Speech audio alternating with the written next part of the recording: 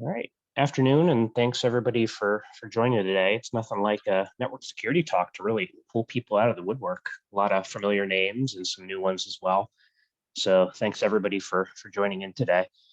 I forget the reason why we scheduled this one. Actually, I know it was a long discussion, probably on an ESnet Slack, about getting another little bit of an overview of DNS privacy and just trying to make sense of all the requirements that were coming down. And Michael had suggested this. So we're certainly happy to have another talk from Michael where he can walk through and hopefully put some light onto a hard subject. And certainly if anybody does have questions as we get going here, pop them into the chat room. And looks like we already have a couple of people vying for the award of what's wrong with the opening slide. Some good guesses there. So I'll turn it over to you, Michael. All right, thanks. I do like the Dale Carter comment in particular. So I'm going to talk about all of these topics, not necessarily in this order, but I'm kind of going to explain sort of how DNS privacy and security has evolved over time, how that impacts sort of our jobs, in particular in the RNE community and in the cyber infrastructure community as well. And I'm really happy to see so many familiar faces on this, by the way. Thanks a lot for all the folks who show up. I see Bulu out there, that's great. So what was DNS like before, around the early 2000s or so? I mean, I always like to point out that it was fundamentally asecure, which is kind of a word that I made up. But the idea there is it's not really insecure in the sense that it's not bad. It just was sort of agnostic with respect to security. Security was never defined or never included in DNS and any of the DNS standards. And again, that was sort of par for the course with the entire internet. So you really had not only no privacy, there was no way to validate the provenance of the DNS data. It used UDP transport, which is really not such a bad thing. It has very low overhead. And you did have the problems with things like man-in-the-middle attacks. Now, I'm assuming a lot of people know what DNS is. I'm going to use words like recursive server and authoritative server. And I'm also going to use another word called stub resolver, which I define in the next slide. But we kind of know how a DNS query works. A recursive server is used. The client talks to the recursive server. That's not in this picture here. This is sort of the classic. This is actually on Wikipedia as a description of how DNS works. And you can see what it does. The recursive server asks a bunch of questions of a bunch of different DNS servers. It iterates through those authoritative servers and finally gets the answer that it needs. Again, no problem here. Really easy. We all know this. And so in terms of the vocabulary words I'm going to use, I will talk about recursive servers, I'll talk about authoritative servers, and I'll talk about, more importantly, stub resolvers. Stub resolver is the thing that runs on your host. And usually it's just a set of library routines that basically open a socket, ask a question over UDP, get an answer, and then send that back to the application. So it's functions like get host by name, get host by adder. Those sorts of things are in pretty much all, in fact, sometimes using those exact names are in all languages that you might use, C, C++, Python, Perl, et cetera, et cetera. So that's kind of how your stub resolver works in a very Reader's Digest format. Why is DNS important from a cyber infrastructure perspective? There are sort of two categories that I lump these into. One is functionality and the other is monitoring and compliance. And so for functionality, obviously, because the underlying network uses DNS as a critical part of the substrate, that's actually really important for CI, but there are other things. For example, in the case of HPC and supercomputing resources, oftentimes those resources are load balanced, or they are used in a redundant fashion, or they may be allocated to different projects in different ways. And oftentimes, in order to let people find the resources that are allocated to them, you use DNS. And I know of a supercomputer that does this right now. It uses DNS very extensively in order to provide access to the various types of resources that supercomputer has available, things like proxies, web front ends, shell front ends, data doors, APIs, that kind of stuff. So all of that stuff may be now distributed through DNS rather than through other methods, like logging into a single bastion host and then running a bunch of applications from there. In addition, there may be resources that are authenticated or have authorization that is provided through things like certificates or private keys, public-private key infrastructure. So you may actually use technologies like DANE over DNS in order to authenticate those resources. So it actually has a sort of authentication security component. It also has a resource location component. There's also the monitoring and compliance component because HPC resources, because CI often tends to be highly collaborative. We are talking with each other. We have the, various research platforms that we use that include resources that are all over the place. There may be increasing hybrid cloud types of resources as well. Those resources are all over the place. We also have people all over the place now. And so the ability to kind of monitor things for compromise becomes very important. You need places where you can monitor, and DNS is one of those. If you have a compromised account on some sort of compute resource, and that resource may start asking for very strange DNS queries or out of baseline DNS queries, that you may be able to have certain signatures or tracking mechanisms where you can say, okay, this DNS query is evidence of a compromise. In addition, there may be actual botnet CNC hosts, command and control hosts, where you're asking for them over DNS, and you can actually match those kinds of queries and determine that a host has been compromised or a resource has been compromised. So as we have more hybridization, cloudification, or the mix of on-prem and off-prem, or the mix of grid computing resources and cloud computing resources, we may find that we actually need to use DNS in a much more fundamental way for CI. Now, I talked about that hybridization part, and that's actually kind of interesting because that leads right into zero trust, the notion of zero trust. And zero trust is a very, very broad term. What it means in the context of computer security nowadays is I take the security perimeter that I once had, or maybe once had, around my enterprise or around my lab or around my university or around whatever, and I stopped inferring security and trust around that perimeter. In other words, I may not break down the perimeter entirely, but I stop assuming things like anything inside the perimeter is trusted and anything outside the perimeter is bad. I have to kind of do away with those assumptions because I now have compute resources that are all over the place. And so part of that is a way of saying, rather than authenticate to a network, you start authenticating to each individual application. You have very granular access controls. You have things like RBAC or role-based access controls, increasing use of multi-factor authentication, which we're already getting into. That's already moving in that direction, but also a lot more encryption, which also we're moving toward, and threat monitoring at the same time. So again, we're kind of taking the HPC model or the cyber infrastructure model, or really sort of the R&E model. Being an R&E snob, I would actually say that this is kind of a model that R&E embraced a long time ago. At least a lot of us in R&E embraced it. We kind of didn't like the idea of perimeter security because it sort of hampered collaboration, it hampered data flow and data transfer. So zero trust is, in my view, rather welcome. But it does have this kind of tension between encrypting everything and threat monitoring. And that is recognized in the OMB memorandum that I cite there. That OMB memorandum is asking for government agencies and government-funded agencies to begin implementing a lot of the components of zero trust architecture, including encryption everywhere, and that includes encrypted DNS. So that's what we're going to talk about today. One of the things that this memo, I think, very nicely acknowledges is sort of the trade-off or the tension. In a lot of security concepts, there's a trade-off, there's a fundamental tension, privacy versus security. In some cases, security enhances privacy, security controls enhance privacy. In some cases, they undermine privacy. In this case, the discussion of how do you monitor for things and how do you deal with threats when you find them, how do you do threat monitoring, but also how do you do more encryption, that requires some level of balance. And that's what this memo, I think, very nicely argues for. And it even argues for, don't try to do static keys on your TLS, use TLS 1.3. Do not try to do offline decryption of your TLS connections. And that's actually a fairly important thing. And it also acknowledges there may be parts of your network that you want to monitor more closely than others. The also other important thing that this memo says is it specifically calls out DNS over HTTPS or DoH and DNS over TLS or DoT. as technologies that agencies and government-funded agencies should be adopting. Okay, so why would we want to do this?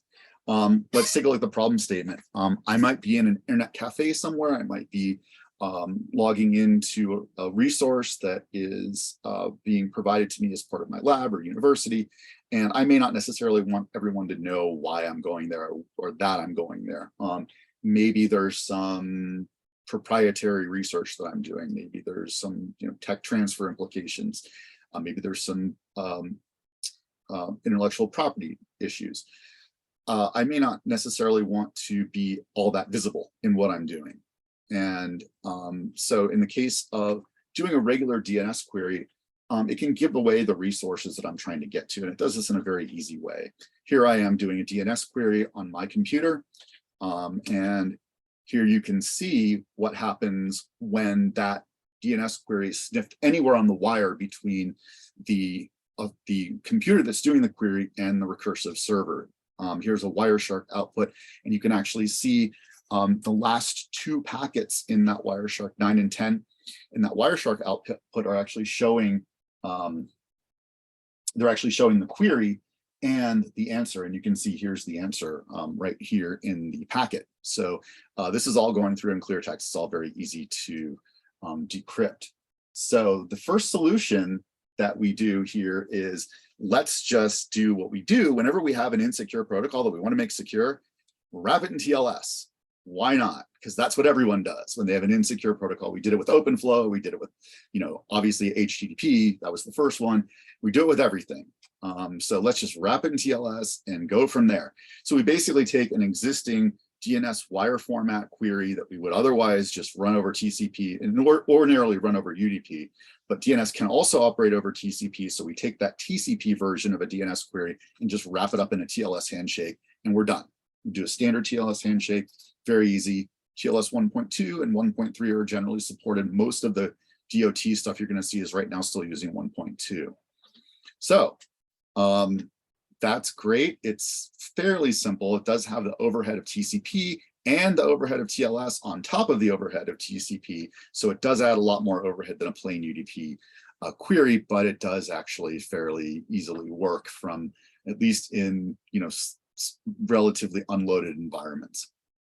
It does also allow you to pipeline queries into a single TCP connection or a TLS connection, as the case may be. So what I'm going to do here is run the same query using a resolver that is using a stub resolver that is using DNS-over-TLS DoT to its recursive resolver. And what you're going to see is that I'm using a different server. I'm using 127.00.53. You may recognize this as being the stub resolver that is used by systemd resolved. So it actually provides a lightweight caching stub resolver that can do things like DNS-over-TLS and DNSSEC validation. So when I do that, this is what it looks like on the wire. You see lots of packets now, and in the previous one you saw lots of packets also, but only 2 of those packets were related to the query I was doing. In this case, all of the packets, I just happened to catch a lot of other queries that were happening at the time. In this case, all of these packets are pretty much related to the exact query that I was doing at that exact moment, because I was the only one making a TLS query on this particular server. So if I sniff the wire, I see all this TLS stuff, and I see I see one TLS handshake there, and you can see that there's a few different aspects of the TLS handshake, but you can see I'm doing a TLS 1.2 handshake here. And then here's a case where I'm actually sending and receiving. In this case, I'm receiving to my client host application data. Now, what that means is that that you will get a application data protocol DNS, but that's all you're going to see.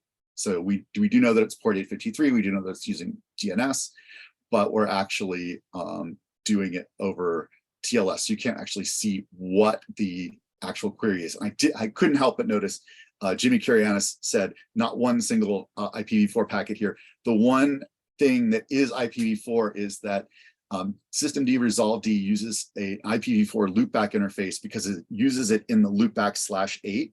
And since the IPv6 loopback is a single /128 address of ::1, it doesn't by default open up a listener on any of those because it doesn't have any extra addresses to use. It doesn't want to do it on the default address.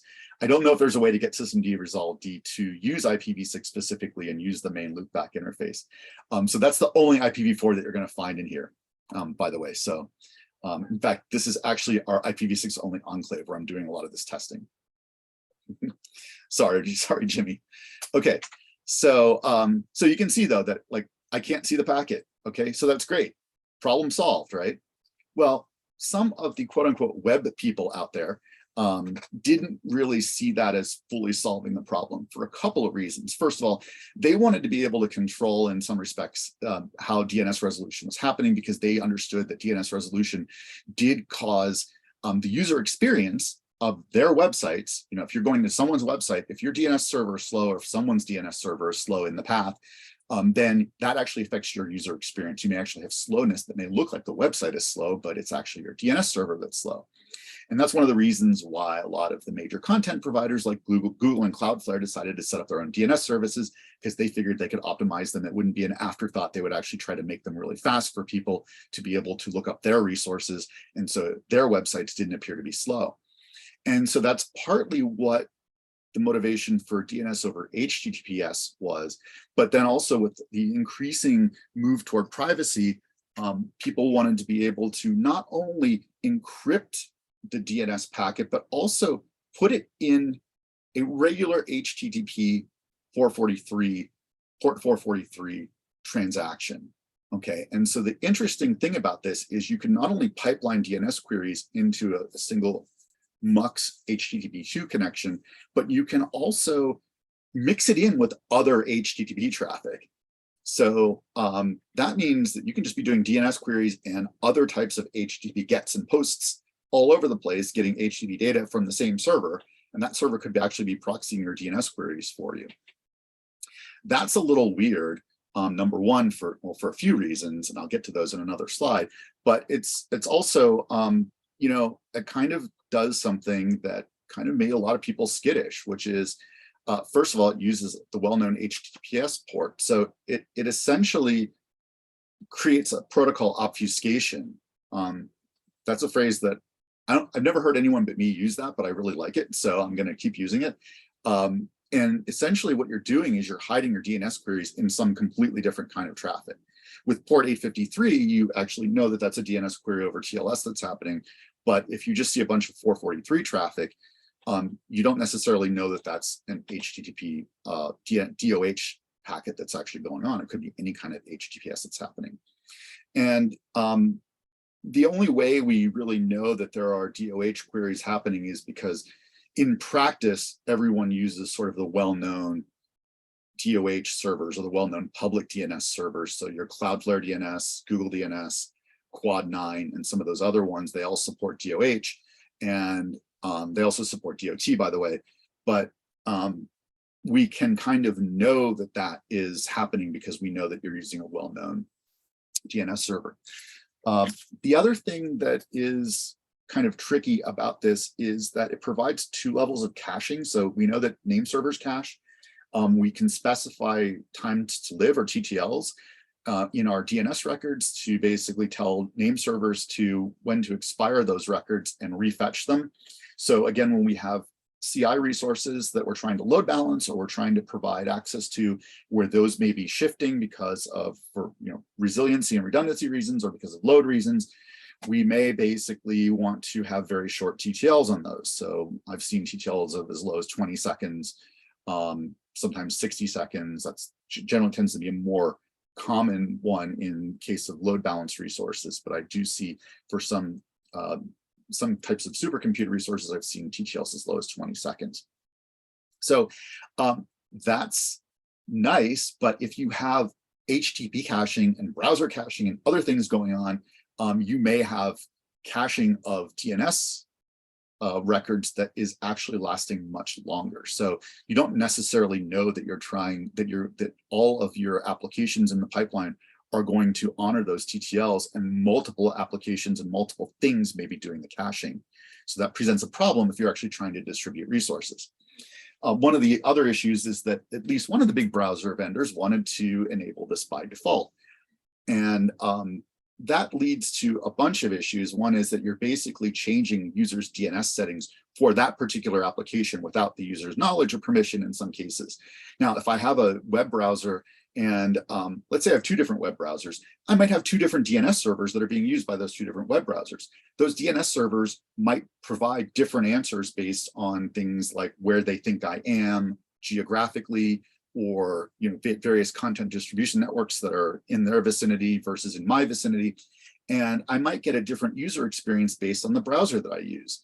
Now, if I have you might say, well, browsers use different search engines, they use different things like that, but at least the search engine is very visible to me. If I fire up my browser and it says Google on it, I know that I'm using the Google search engine. If I fire up another browser and it says DuckDuckGo on it, I know I'm using that search engine. So it's very clear what search engine you're using, but it's not always clear what DNS server you're using. Even for people who are kind of in the know and not very technically savvy, they may not know at any given time what DNS server they're using.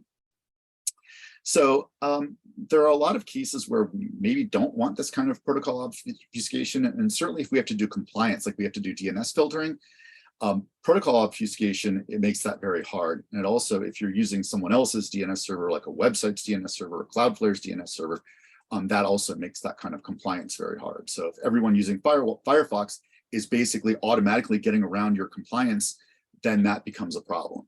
And so there was a lot of backlash to this aspect of DoH in particular. And I'll go into that a little bit later.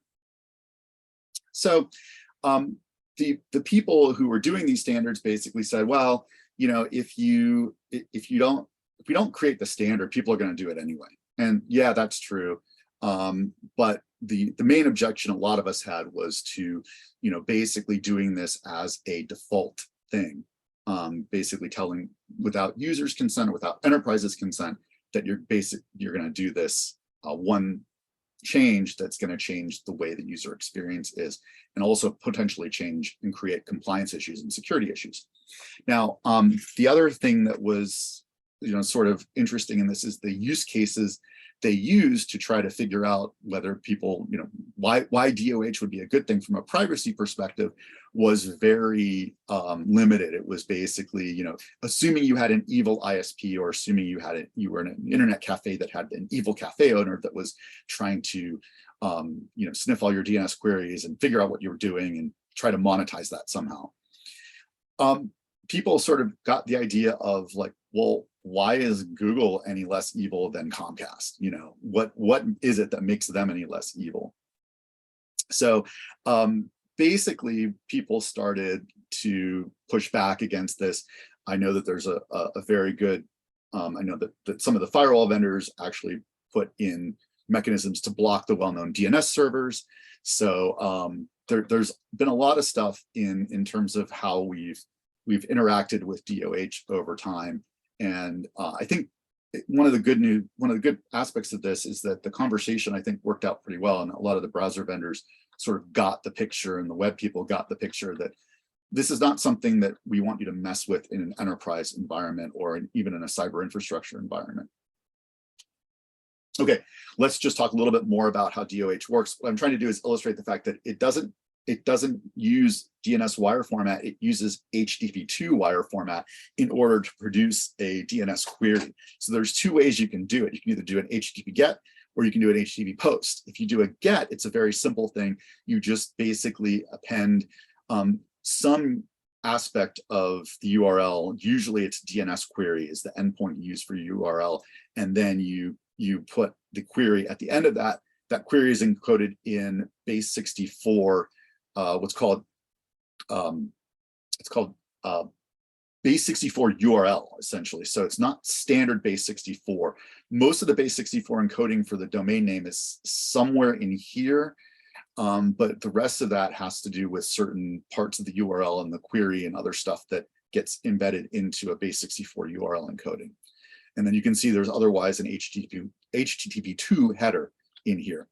If you use the POST method, that does allow you to use DNS wire format, but after you've already put in the HTTPS or HTTP2 header here, and now you have a wire format DNS query expressed in hex. So fairly straightforward. I realized I didn't put the responses in there. The responses come back in similar headers. and that was just an oversight on my part. The RFC, I believe, does have wire format responses in there, so you can actually see what they look like. The important thing to take home from all this, though, is this is not a standard wire format DNS query. This is a standard wire format HTTP query that happens to have DNS as part of its application, part of its content type. Okay, that brings us to the other mechanism. So if we have concerns about DoH, there is another way of doing this that potentially lowers our overhead a little bit.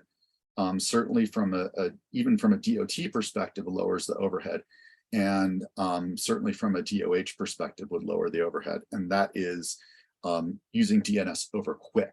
Okay, now QUIC is a new sort of meta protocol or pseudo protocol. It's a higher layer protocol that rides on top of UDP.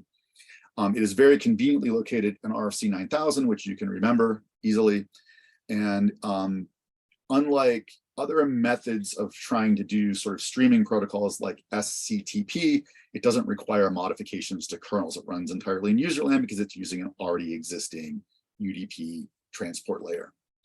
The other important thing to take home about QUIC is it's always encrypted. There's no version of QUIC that is unencrypted. There's no such thing as unencrypted QUIC. It doesn't exist. Always encrypted. So the TLS handshake is built into the protocol, and that also makes it more streamlined and more simplified. So this is what it looks like. You can see I stole this slide from Fastly. And don't let those fins throw you off. Those are actually fins related to the CERT exchange and the TLS handshake. They're not actually TCP fins, because obviously you have the same kind of fin over here in QUIC, and QUIC doesn't have a concept of a TCP fin. So these are not actually the same as what you get in TCP. Basically, the three-way handshake happens first in TCP, then you have a TLS handshake, then you have data. In the case of QUIC, all of that stuff happens at once, and you can even start sending data in part of the TLS handshake that goes on. So it's highly optimized. Okay, so it turns out that QUIC is already used for HTTP connections. So you may already be doing some form of DNS over QUIC if you are doing DNS over HTTPS. So that leads to DNS over HTTPS over QUIC, or DoH-OQ. This is why things get really spaghettios, like you have all these O's and all these letters in here. And it's a pretty wacky idea, but it does actually happen. You do sometimes get, because there's enough HTTP QUIC traffic out there, there's probably some DNS QUIC traffic happening as well, DNS over DoH-OQ traffic happening out there. So the idea here was we sort of roll back and use wire format DNS, and we optimize that wire format to use QUIC connections instead of using TCP or UDP, straight up UDP. And that has just been elevated to RFC standard in May of 2022, which means that you can expect the free and open source DNS servers to start supporting it soon. That's going to use UDP 853. There was some initial idea that we would use UDP 853 for DTLS, but it turns out that nobody ever implemented DTLS, so we're just going to do it for QUIC instead. And like I said, it's going to be always encrypted. It does sort of reuse that DNS wire format, but it has certain specifications for how to incorporate that into QUIC, such as use a separate stream for each query. But streams are very easy. They're like individual UDP packets, essentially, or individual UDP streams. They're very simple. They're not, once you have this handshake set up in QUIC, it's just a matter of sending UDP packets back and forth. Those UDP packets are encrypted, so they actually are encrypted with a particular key. So they basically, you know, they're coming from that server. It's very hard to inject malicious data into that UDP stream because you actually have an existing encryption tunnel going on, essentially, in that UDP stream. The other thing you can do, I mentioned things about query IDs. You don't really need query IDs because it's already embedded in the stream ID. And essentially, you can answer queries not necessarily in the order they came in. Whatever order you get the information back from the authoritative servers, you can start answering queries. So there's a possibility the protocol allows for out of order answers, and that means that you can eliminate head of line blocking issues. You may still have, there may still be delays in getting a query back to the client because the client may not necessarily be ready for the you're not ready to resolve the entire query until it gets all of the queries it's making back, but at least it can do most of the stuff that it's doing, and it eliminates those kind of headline blocking issues. So how does this work in OS? Right now, nobody's supporting DoQ. It's brand new, so it's not yet being supported. For Windows 11, I haven't actually set it up. By my understanding is that you can do DoH, and my understanding is that for certain insider versions of Windows, there actually is a way of enabling DoT as well. That's also true of Mac OS 11. You can basically do both. You do need to, in some cases, do some modifications or possibly download some profiles from some of the DoT or DoH providers in order to make that work. Bsds, the various Bsds, in particular FreeBSD has a library called Stubby, which you can use.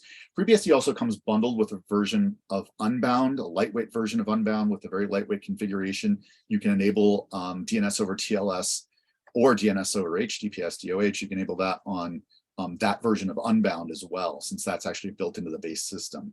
So you don't need to download anything else, but you could also install the getDNS package, which includes Stubby.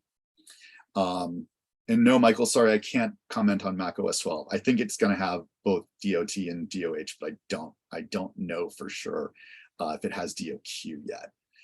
So I know that as of 11, these things are sort of supported. I don't know if it's a simpler configuration in 12 where you just check a box. Okay, so and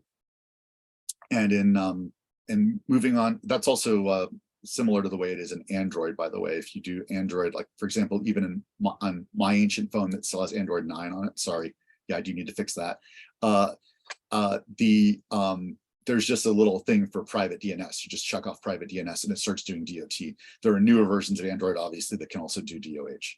iOS is similar, and Linux, like I said, with systemd resolved, you can use you can do DoT with that, and I'll actually show you how that works in a couple of slides. Okay, now I've gone through all of this, all these standards, 3 different standards, and all we've done is encrypt the connection between a client and a resolver, a regular computer or a phone, and the local DNS resolver, or even the remote DNS resolver, whether you're using the Cloudflare DNS or whether you're using the Google DNS, or whether you're using your local campus DNS, whatever you're doing, all of this just encrypts that connection. It does not encrypt anything else. So for example, again, this is where use cases, the original DPRIVE working group, which was the IETF working group that focuses on DNS privacy, they thought that was the most important thing, okay? Because they thought that the use cases were basically where you've got a single laptop in an internet cafe and you've got all kinds of hostile people that want to sniff your connection all over the place. The fact of the matter is, if you have a local CPE router like a Pi-hole, or you have a CPE router that's actually running a DNS server on it, it may be forwarding queries, but it also may actually be doing its own DNS resolution and acting like its own recursive resolver, which means it's going to make a lot of authoritative queries. And those iterative authoritative queries are going to be in clear text. So if your ISP is sniffing your wire, they're going to be able to see all your queries anyway. So none of that gets fixed until we actually start to encrypt connections between authoritative servers and recursive servers. But that, it turns out, is fraught with peril. The reason for that is that, first of all, authoritative servers are very busy, and they are optimized for doing lots and lots of UDP connections. We're not even connections, UDP, queries and responses. And trying to set up a TLS connection with an authoritative server when it doesn't support that, first of all, that's going to take a while to break. So then you have to that actually slows down your recursive resolver as it's trying to look things up. And so you need to have some mechanism for discovering whether an authoritative server is able to do DoT, which is authoritative DNS over TLS. Nobody, I don't think, is proposing, maybe somebody is proposing DoH for authoritative servers, but for the most part, nobody's actually doing that. And in reality, it's not very feasible. But just simple DNS over TLS, if we do discover that the server is able to do a dot, do we try to authenticate it using certificate authentication or some other type of authentication? Do we try to do certificate pinning? You have all that set of things. So there's this whole notion of A2 dot, which is authenticated A dot.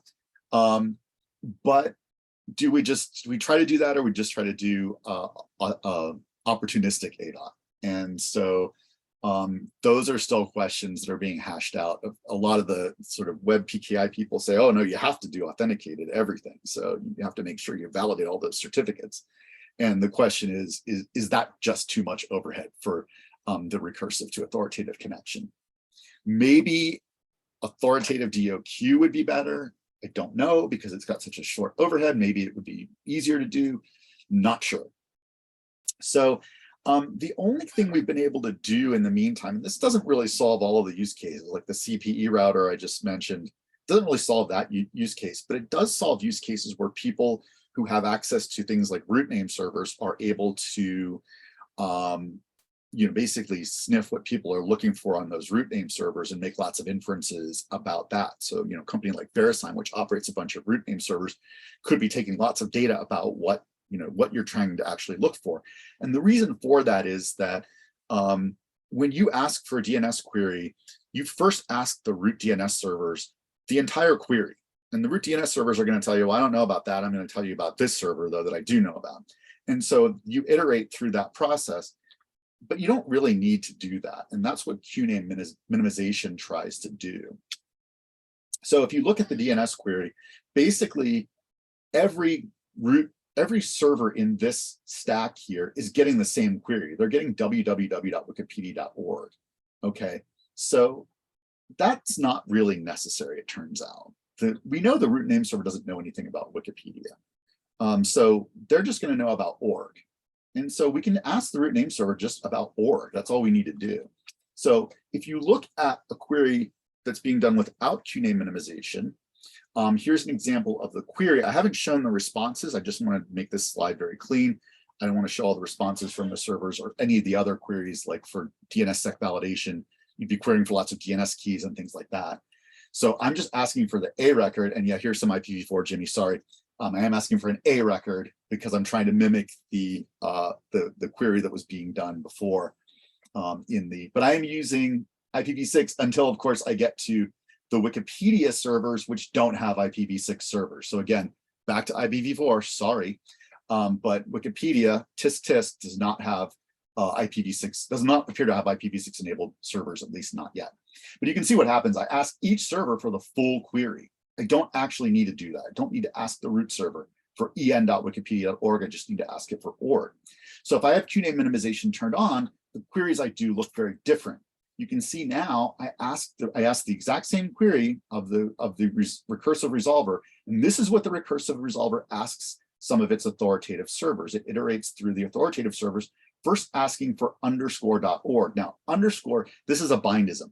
Bind, the people who wrote bind discovered that it turns out that putting that underscore in there actually helps to deal with corner cases where some servers can't quite deal with the making a query for org in A. For some reason, they don't like that. So they will actually, it actually helps if you do the underscore part. So I know that's weird looking, but that is a bindism. There are other implementations which either just do random queries that ask for random things, or they just may ask for org. They just may ask for that and see what they can get back. You can see _org, and then the org server we ask just for wikipedia.org. We don't ask for whatever resource we're actually looking for in wikipedia.org. Only once we get to the Wikipedia name servers do we ask for en.wikipedia.org. So QNAME minimization works if you've got an evil root server operator who's looking at all your queries and trying to monetize that information, trying to get information about you from that, or at least information about your recursive resolver from that. But it doesn't really help with things like the evil ISP, because they're going to see all of these queries going over the same wire. So it does a little bit, but not everything. So in terms of how recursive resolvers support all this stuff, you can see here the latest version of bind In most cases, by the way, QNAME minimization is on by default now in all the modern ones. So latest major version of bind that's considered stable has support for DoT, DoH. DoQ is brand new, so it doesn't have that yet. And they all do QNAME minimization. You can see Unbound does this. Unbound's done it for a while. Knot has done this in their resolver implementation. And again, they all do QNAME minimization. I can't remember if DNSDis is the only way to proxy DoH or DoQ. And there's one other option, I'm sorry, DoH or DoT on Power DNS. I don't know if it's been built into that configuration or if you need to install the companion DNS dist proxy. You can also use Nginx as a proxy. There are plugins for Nginx or contributed versions, contributed plugins to Nginx, which will let it proxy your DoH or DoQ queries in front of a DNS server. So that also works as another option. So I mentioned monitoring and compliance, and I mentioned the tension between what happens when you have all this encrypted stuff working and now you can't see it on your wire. A lot of CI folks use things like Zeek. They do extensive monitoring of the wire, and Zeek has DNS plugins that will actually analyze DNS packets and try to find out if there's anything that looks amiss from those. I'm sure that all these signature-based IDSs do that as well, rather than the sort of event-based packet engine that Zeek is.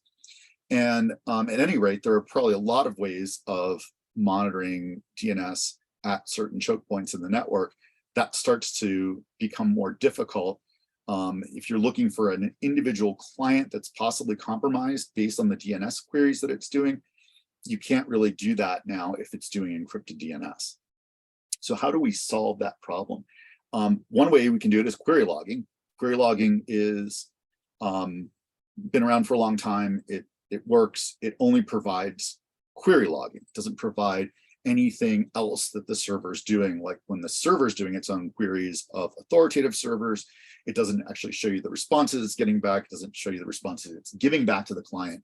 So you, it would actually help if you understood what those responses were. And so there is a very good way of doing this that actually can be better than query logging from a performance perspective, because in the case of query logging, these DNS servers handing off every query either to a syslog server using the log facility, or it is actually writing it physically to a log, using the routines that require you to write something to a file, like file handles and stuff like that. So instead, you actually use the protobuf library and you create a ring buffer and you start throwing all this information into that ring buffer. And then something else can come along and pull the stuff out of the ring buffer and then write it to a file. And you can do this in a non-blocking way so that if your disk fills up or if other things go wrong, you may have noticed the disk fills up and you're doing query logging, your server will basically slow to a halt. It'll basically slow to a crawl. So in this case, you may have more performant. It depends on the implementation, but you may actually have more performant query logging. You're going to get a lot more information. So what I'm going to do here is show you what happens if I go back to that query I did for isc.org. And here's the UDP version of it. This is when I used DNS-TAP running on this server, on the recursive server that had it. And I queried for isc.org, and so the server logged a whole bunch of interesting information, which it provides in convenient YAML format to me. I can also use other formats.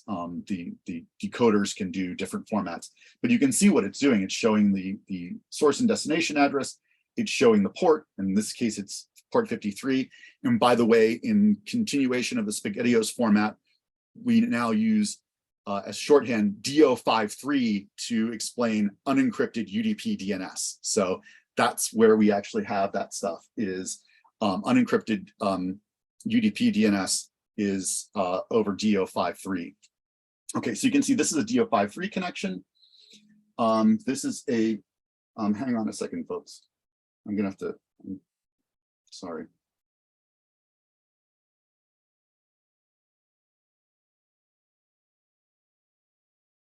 Okay, sorry. I was getting a call and I couldn't, and I also gotten text messages both from my sister, and I couldn't tell if those were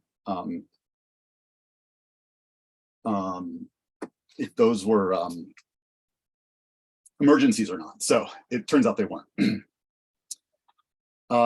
Okay, so back to this. So this is the the DO53, and this is the DoT. Now you can see the difference here. It's TCP instead of UDP. It's port 853. And you can see there's a bunch of other options. In this case, because I'm using systemd resolved, it is also taking the DNSSEC aware flag and adding that on. And it's adding a bunch of other options. I'm not sure what all those options are. I haven't been able to decode those at this point, but it does give you that information. So you can actually see that this is in fact a DNS-over-TLS query, but you can also still see the query. You can see that it's a query for ISC.org and the quad A record for ISC.org. So again, even though it's encrypted on the wire, the name server still decrypts it and then tells me what it is. So I can actually monitor my DNS servers in a very comprehensive way, even in the face of encryption. I just need to run the DNS tap on the server. And the good news is that all of those major free and open source DNS servers that I just listed, they all support DNS tap. They all support it pretty much in the same way. So if I want to enable these protocols on, say, bind, I'll just give you a quick little overview. It's very easy. It looks a little bit complicated here, but basically the listen on directive in bind is required. You actually use that to say where you're going to listen for your DO53 queries. And then this is for your DOT and this is for your DoH. So what I'm doing is I'm specifying a TLS profile and I'm specifying an HTTPS profile here. Here's the TLS profile, and I really only need these 3 lines here. Just say what the key files are, the certificate chain file, and what the DH parameter file for those that are doing sort of classic Diffie-Hellman key exchange. I don't really need the ciphers. I don't really need any of these other things. Those are sort of optional things. And for HTTP, all I really need is to specify the endpoint. That means that's the thing you add onto the URL to say, this is how I know it's a DNS query. And then I'm going to attach that to my GET request. I'm going to attach to that my question mark and DNS equals, and then my base64 encoded actual query. Now, if I want to do this on the client side, so that's the server side. I want to do this on the client side. Here's how I do it on Ubuntu's version of systemd resolved. And I'm basically doing opportunistic DNS-over-TLS, which means I'm not validating certs. The reason for that is this crappy version of systemd resolved that was on this crappy version of Ubuntu doesn't actually do that. I'm not a big Ubuntu fan. I like Debian better because it actually lets me use newer versions of systemd resolved. And so if you do that and you want to do actual certificate validation for DNS-over-TLS, what you do is you put this DNS server address and then you put a hashtag, or if you're over 40, a £, and you take that and put the domain name that is matching the certificate CN name, and you put that here. So I would put, in this case, devns1.es.net, and then it would actually validate the certificate, okay? So that's how you do it on systemd resolved. And then you turn on the DNS stub listener, which opens up that 127.0.0.53, port 53 connection, and you can actually start doing queries over that. On FreeBSD, I'm using the stubby. So stubby is part of the getDNS library, and it's just a couple of additions to its YAML file. I just give it an address data and I give it a cert. And this is the certificate CN name, and so that way it will. I realize that's redundant. The certificate common name that will allow it to validate the cert before it does when it does the TLS handshake over DNS. Okay, so I'll try to end up a little bit early so we can have time for questions and comments, and I can actually have time to read through all the chat you guys have posted. Basically, I think DNS privacy is overall a good thing. It may not be all that many use cases, but if you think about it in terms of an increasingly hybridized cyber infrastructure, think about it in terms of you've got on-prem, off-prem, cloud, resources in a lot of different places. You have to be able to access those resources. You're going to use DNS to access those resources. How do you do that in a sort of distributed infrastructure? Well, you do it with DNS, obviously, but you may also want to have the DNS infrastructure itself be distributed. What if you have DNS servers that are operating in the cloud? It may actually be very beneficial to you to be able to have a encrypted connection to that. And because you're also validating certs, you can actually make sure that the recursive resolver that you're using is your recursive resolver and not the one that someone has stuck in as a man-in-the-middle attack.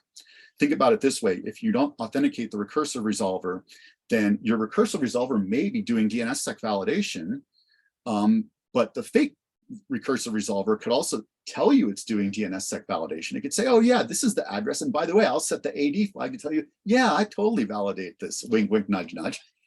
So a fake recursive resolver could be basically at some point inserted as a man-in-the-middle attack, and you wouldn't actually know it unless you were doing some kind of certificate-based connection. Now, the irony, of course, of this is that most of the stub resolvers that let you do, like Stubby and Systemd Resolved, that let you do this kind of DNS over TLS will also do validation for you. So yes, basically you're doing end-to-end validation and you're validating that your recursive resolver is correct. But that's still better. Obviously, that's belt and suspenders basically now. So there is some benefit to being able to do DNS over TLS, or some type of encrypted DNS, especially if you have resolvers that are located in the cloud or located in other places. It does, though, still mean that you probably want to control your infrastructure. So even if you put DNS servers in the cloud, having control over those, in other words, you're not outsourcing the entire DNS service, you're just outsourcing the substrate that service is running on, the compute and network that it's running on. That actually makes some sense to be able to do that. If you control the resource, then you can do things like monitoring with DNSTAP. You can do things like controlling the information and making sure that no one else is controlling the information that your systems are sending to these DNS servers. Let me just point out, though, although I did mention that DNSSEC is important, I do want to emphasize over and over again that this type of DNS privacy solves a fundamentally different problem than DNSSEC does. DNSSEC does not provide privacy, and as we know, these types of encryption mechanisms only provide some level of authenticated encryption. In a lot of cases, they don't even provide authenticated encryption because the sub-resolvers don't do it. They don't do certificate validation, as the Systemd Resolved example I showed indicated. But the fact that they can't validate anywhere beyond that recursive resolver means that they can't ever really know that the data they're getting is actually the correct data. So they can't really validate that integrity. So you still need to run DNSSEC. These are orthogonal things. These are things that are sort of critical that you do both. And again, I didn't include this in any of my tables, but it's important to understand that most of the free and open source recursive resolvers now do DNSSEC validation by default. They actually make it hard. You have to really do extra stuff to turn it off. So you may already be doing DNSSEC validation whether you know it or not, if you're running latest version to bind or unbound, or other types of recursive resolvers. The other thing I would like to point out is the importance of RNE participation in the standard process. It helps that we had a voice as these implementers, and part of the standards process is the implementers taking the standards and actually doing stuff with them. We actually had voices that were being exercised at that time when implementers were looking at, do we do this by default? Do we do like DoH by default, for example?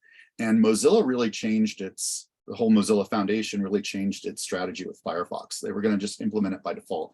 They now have other mechanisms in place that prevent it from turning on DoH by default.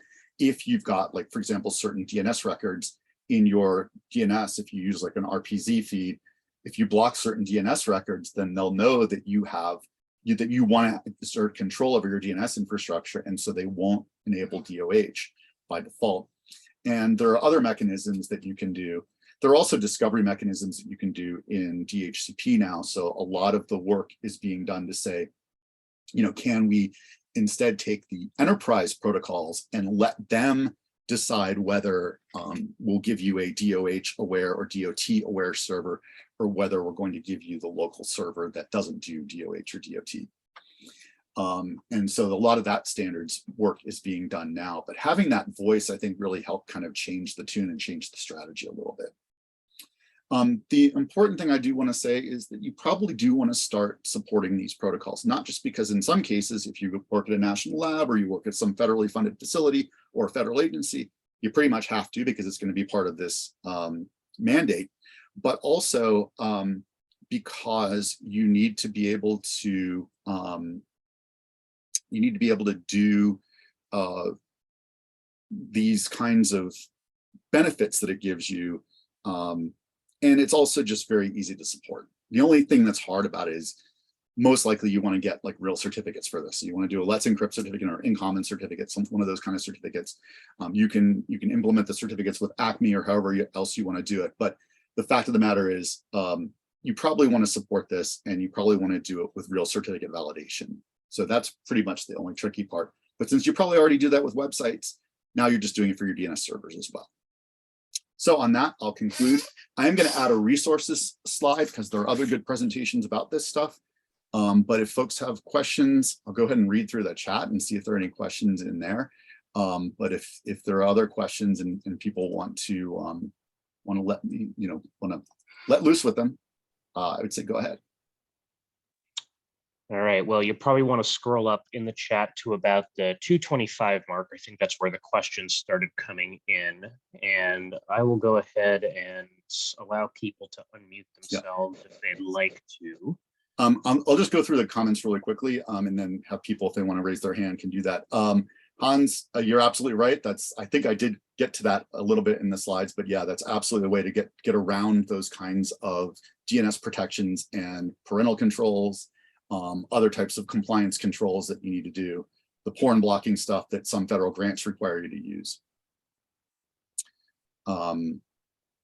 Yeah, Brian James, I don't know if that is, I don't know if the federal agencies need to do monitoring.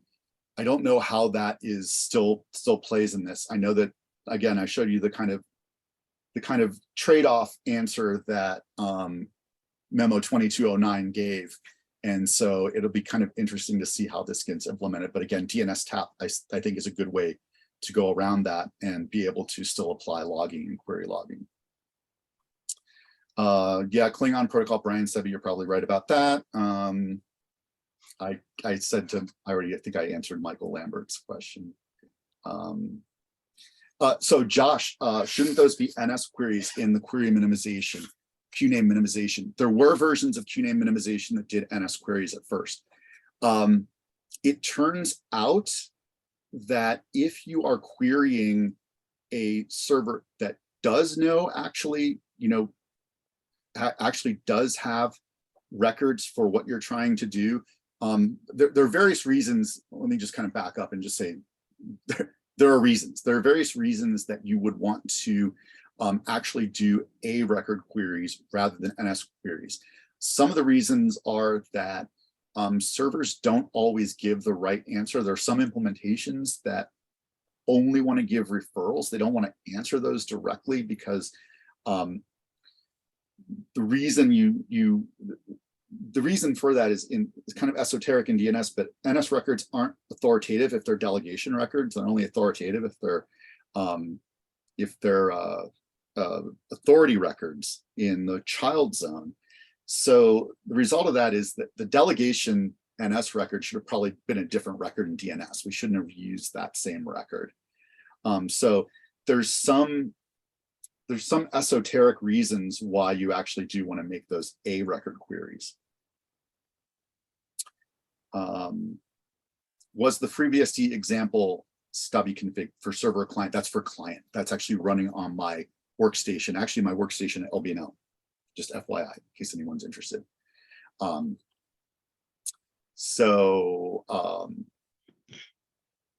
terms of the malware stuff, Jimmy, yeah, you're right. Part of the way to get around that is through DNS TAP, but and make sure you monitor all your queries.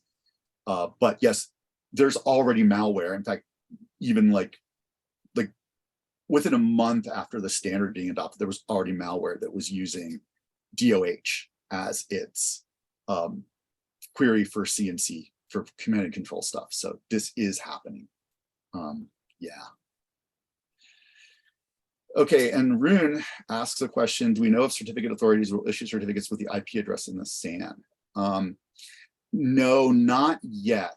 There might be, that might be happening. I think there are ways of getting that to work, but the way we are working around it right now is to add the configuration of what is the common name for that particular query. So that's why, you know, like I said, I didn't do that in the, I didn't do that in this version of systemd resolved because it doesn't support it. But again, that's why you would put the pound sign and then you would put the common name after that. And that's why you do it here as well. But so there's not anything. Yeah, Brian, mutual authentication for DoH servers, or basically letting certificate authentication work both ways. And I've thought about that, and I don't know. I don't know if there's any work on that. I have to say, there've been a lot of standards. There's been a lot of like sort of draft standards thrown out, a lot of internet drafts thrown out about this, and I haven't followed all of them because there's just a lot of stuff being done right now. A lot of this work is being done in two places. One is the IETF Deprive working group, DPRIVE, and that's the DNS privacy working group. And the other is on a sort of sub-working group or sort of ad hoc group called ADD, or it used to be called Applications Doing DNS. I think it's now called something like Authenticated DNS Discovery or something like that. But it was originally just called Applications Doing DNS, and that's ADD. And there are mailing lists for both of those, both of which are very active. Anyone want to ask questions over voice instead of over chat? Yep, if anybody does have them, unmute or raise your hand.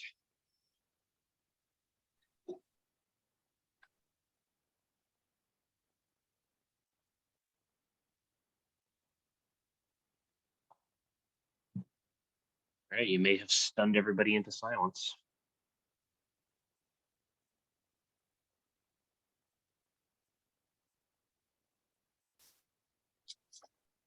Well, thank you folks for listening. And like I said, it's nice to see all these familiar faces. And I don't know if I should say old timers, but people who've been around for a while who I've gotten to collaborate with over the years. It's nice to see all these folks coming back and listening to a DNS talk, which it's always nice. DNS talk on a Friday. Sorry to have to do that to you, but it was fun for me. So thanks a lot.